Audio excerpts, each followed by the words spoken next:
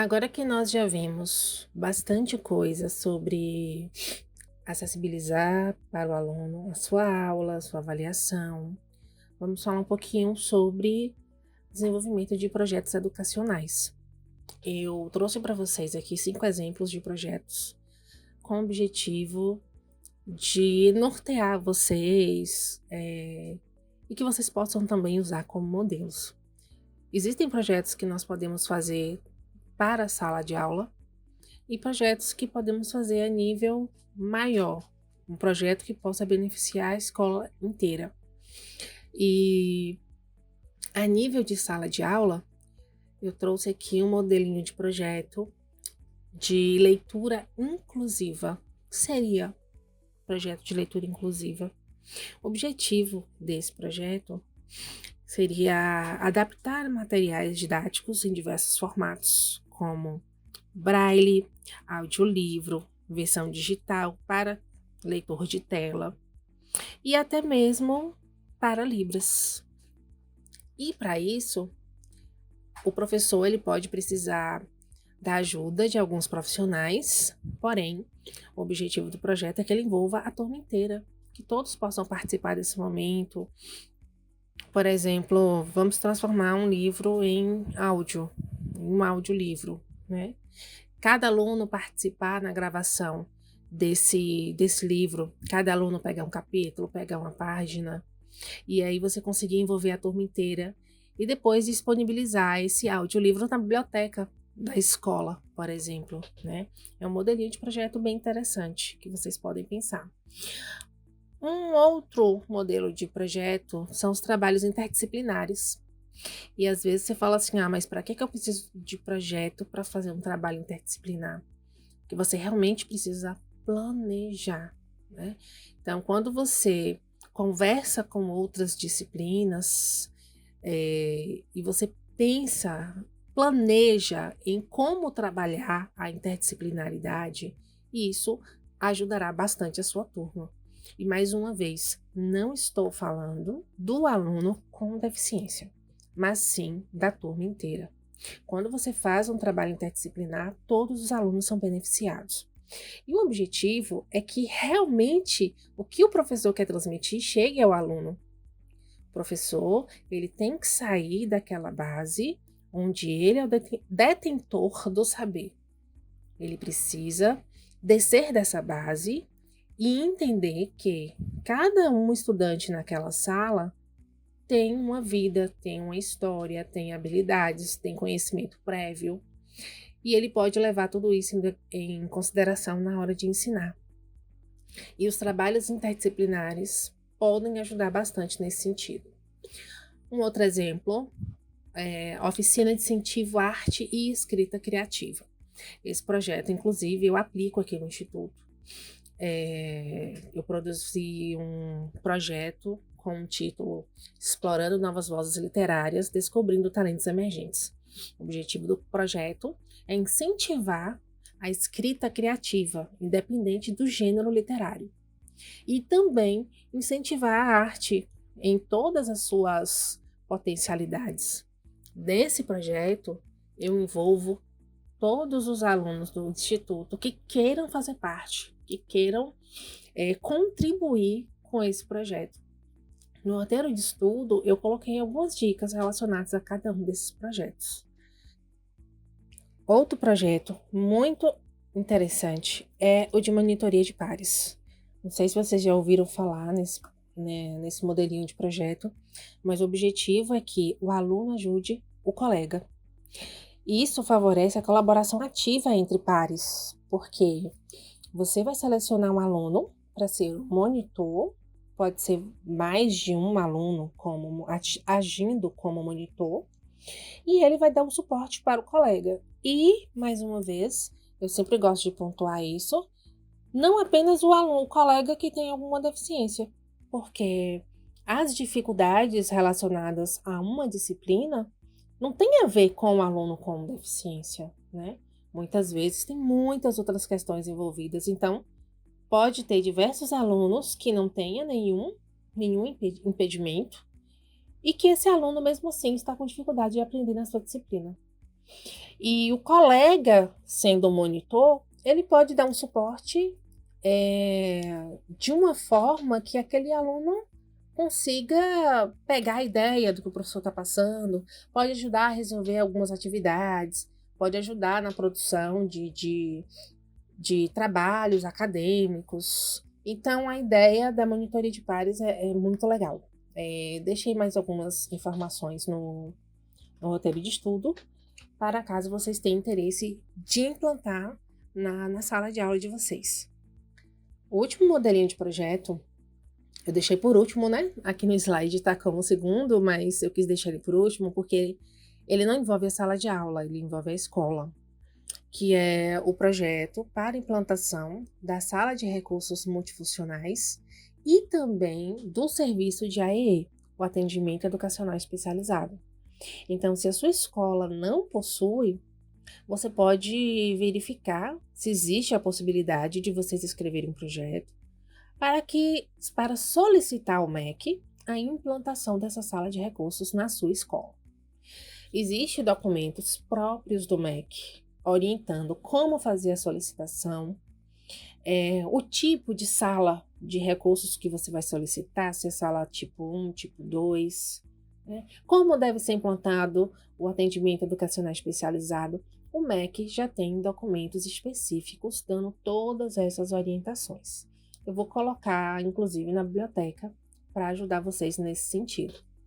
Porque a implantação da sala de recursos e também do atendimento educacional especializado, ele traz um novo olhar para dentro daquela escola, uma vez que a sala de recursos, o atendimento do AEE, ele visa fazer um trabalho para diminuir as barreiras que os estudantes encontram na sala de aula, na escola, né?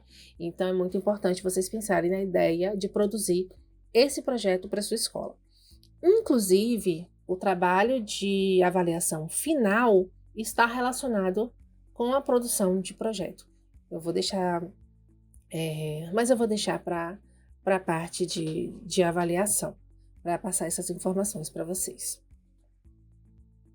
Agora eu apresento para vocês algumas ideias de elaboração de materiais didáticos acessíveis para criança, adolescente, adulto, utilizando a inteligência artificial. A maioria das pessoas tem medo, tem receio de utilizar a inteligência artificial para atividades acadêmicas ou pesquisa. E assim, se você pensa dessa forma, você está perdendo tempo. Você está perdendo um tempo muito importante que poderia estar sendo utilizado na produção desses materiais. E a inteligência artificial, ela atua de uma forma que pode auxiliar bastante o professor. Por quê? Porque ele traz sugestões personalizadas e atualizadas de acordo com a necessidade específica de cada estudante. A inteligência artificial consegue fazer uma busca e trazer essas sugestões para nós. Para exemplificar, eu coloquei no roteiro de estudo vários exemplos de como produzir materiais acessíveis utilizando materiais simples como cartolina, cola, VA, lixa, tecido.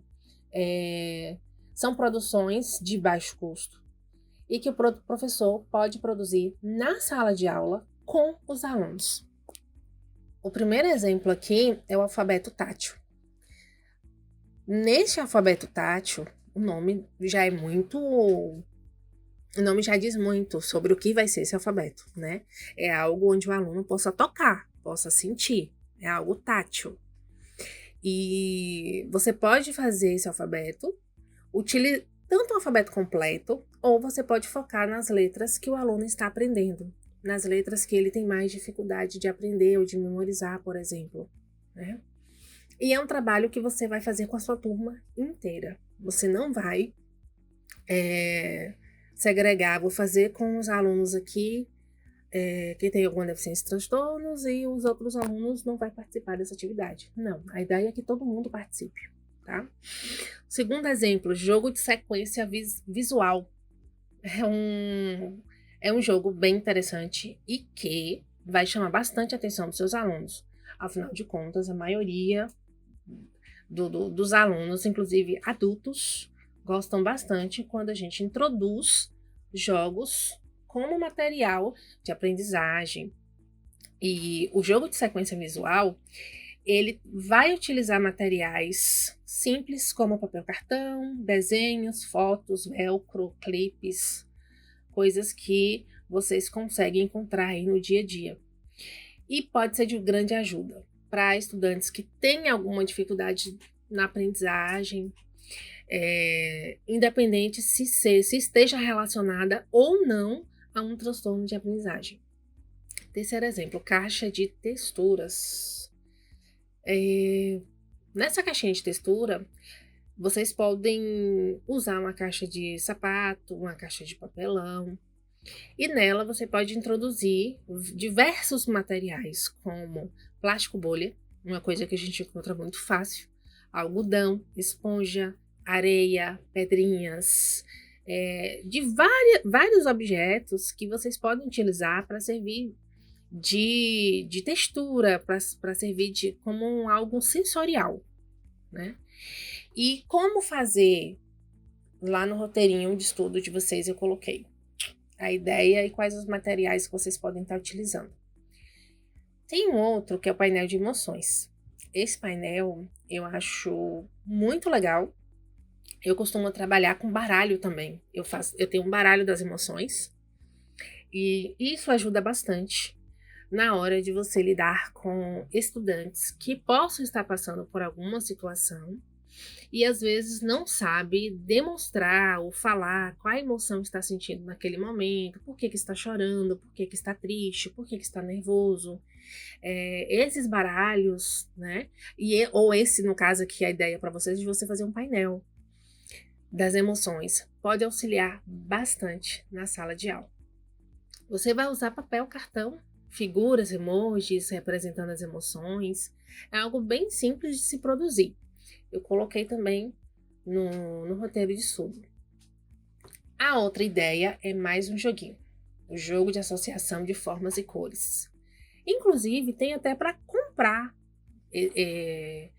esses materiais que eu estou falando aqui para vocês. Mas a ideia é que vocês possam produzir isso na sala de aula. Esse jogo de associação mesmo, o que vai precisar para poder produzir? Cartões de papelão, canetinha colorida, figuras geométricas, que pode ser feita de EVA ou de papel, e cola. Ou seja, materiais que geralmente a gente tem na escola e que os alunos também têm. E a ideia é produzir isso dentro da sala de aula.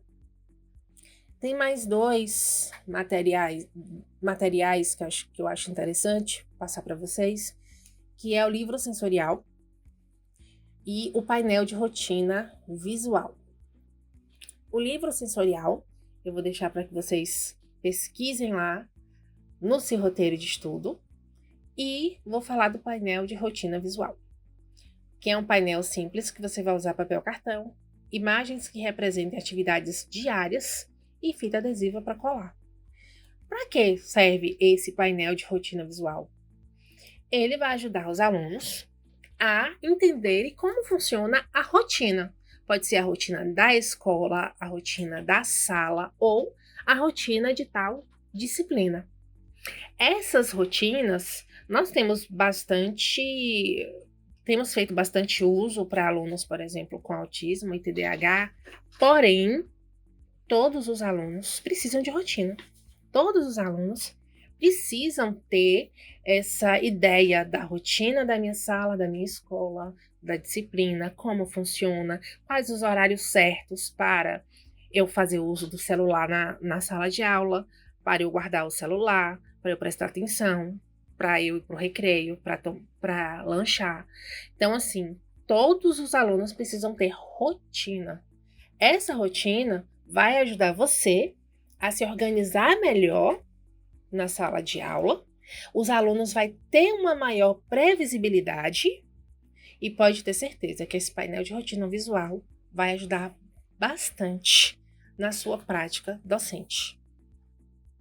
No próximo slide, você pode observar que eu continuo com as ideias para vocês acessibilizarem material, ou seja, produzir esse material. Mas eu não vou estar detalhando cada um deles. Vou deixar para que vocês pesquisem no roteiro de estudo que eu preparei com vocês com muito carinho. Espero que vocês leiam o roteiro, estudem bastante. Se tiver alguma dúvida, coloca no fórum de dúvidas. E também pesquise, gente. Pesquise bastante e tentem fazer esses modelinhos, essas ideias que vocês estão vendo aqui no curso para a prática diária docente de vocês. Se vocês não praticarem, se vocês não colocarem isso na vida de vocês como professor, não importa qual curso que vocês façam, nenhum deles vai fazer a diferença na vida de vocês. O que vai fazer a diferença é a sua prática. Então, para finalizar as ideias aqui de produção de material, eu vou só falar cada um deles que eu pontuei aqui, como jogo de associação profissional, para ajudá-los a entender como é que funcionam as profissões, baralho de conflitos e soluções, tá daquela mesma ideia do painel das emoções, mas aqui já é um baralho e que pode auxiliá-los na questão de resolução de conflitos. História em quadrinhos personalizadas. Isso daqui também pode entrar naquele projetinho lá de oficina de incentivo à arte e à escrita criativa. Quadro de metas e habilidades. Mapa tátil de localização. Cronograma de atividades com velcro e jogo de palavras funcionais. Todos esses exemplos que eu trouxe para vocês aqui, eu trouxe com a ajuda da inteligência artificial. Eu fiz uma busca específica e pedi que ele me auxiliasse na produção de materiais acessíveis. E aí ele foi me trazendo várias ideias. Então, ideias que são funcionais, que são de baixo custo e que você vai conseguir produzir.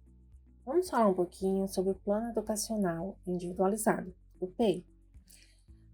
Ele é um documento importantíssimo porque ajuda no planejamento coletivo que vai propiciar ao estudante com necessidade educacional específica o melhor cenário possível de adequações tecnológicas, físicas, digitais, curriculares e vai potencializar as oportunidades desse estudante. No entanto, o PEI ele não é produzido sozinho com o professor regente. Ele é produzido coletivamente. Então, é necessário que vocês tenham a presença do professor de atendimento educacional especializado para que vocês consigam fazer o planejamento do PEI. Eu vou mostrar para vocês aqui um exemplo do PEI que nós utilizamos aqui no Instituto. É um modelo bem prático, bem simples, mas que vocês vão entender um pouquinho essa dimensão que eu estou trazendo para vocês. Por exemplo, quando você for fazer o PEI, quando for o professor de atendimento educacional especializado for fazer a produção desse documento, é lógico que ele já vai ter um conhecimento prévio daquele aluno. Porque como vocês podem observar, o PEI ele começa com informações em que, na maioria das vezes, o professor não sabe. Como, por exemplo, esse aluno faz acompanhamento profissional? Qual é o tipo de acompanhamento? Faz uso de medicamento? Causa algum efeito colateral? Ele utiliza algum recurso de acessibilidade? Qual é o recurso? E aí outras coisas que são mais pessoais, como, por exemplo, qual é o limite de agressividade desse aluno? Ele apresenta ou não apresenta agressividade? Qual é o limite de desobediência às regras, aos combinados? A função socioafetiva, habilidades e conhecimentos observados nesse estudante. Quais são os aspectos psicomotores? Aspectos pedagógicos cognitivos? Qual é a comunicação e linguagem que é expressada por aquele aluno? Será que ele consegue fazer uma interação comunicativa, expressa com clareza, com dificuldade? E qual vai ser a proposta que vai ser utilizada para atender esse aluno? E qual é a competência do professor regente dentro do PEI? nós temos aí a parte para o docente, onde você vai colocar aqui qual é a sua disciplina, e aí você vai planejar agora a sua aula para o aluno. E cada aluno vai ter um PEI diferente. Por quê? Porque o PEI é focado na pessoa. E cada aluno é individual, né? Então, o professor vai ter que colocar ali quais recursos que ele vai utilizar para a aula dele, quais os objetivos de aprendizagem que ele quer que aquele aluno alcance, quais conteúdos trabalhados, quais procedimentos metodológicos utilizados, recursos didáticos, modelo de avaliação que será aplicado. Tudo isso é feito o planejamento com o professor regente e o profissional de atendimento educacional especializado.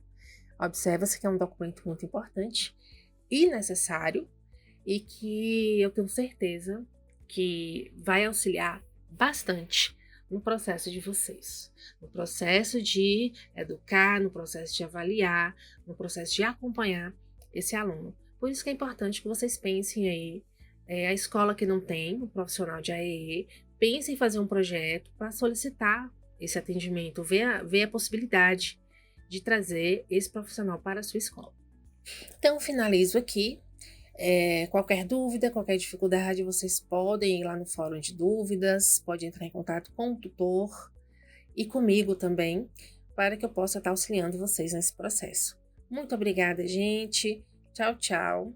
E até a nossa avaliação final, que eu vou estar colocando as instruções lá no Moodle de como vocês vão realizar essa avaliação.